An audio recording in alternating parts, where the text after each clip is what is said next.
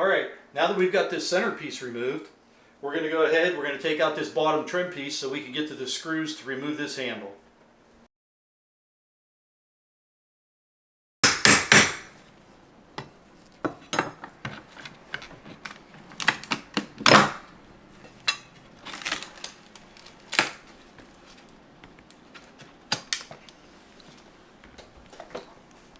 All right, now that that bottom trim piece has been removed, we have access to the screws for this handle. We can go ahead and remove that handle. Got a good picture of them?